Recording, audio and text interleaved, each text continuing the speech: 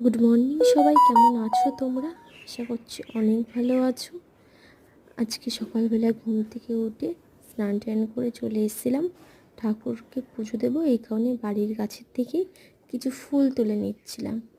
আর এবছর কিন্তু আমাদের বাড়িতে বিভিন্ন ধরনের ফুল গাছ হয়েছে, যার কারণে বাইরের থেকে ফুল আর আনতে হয় না।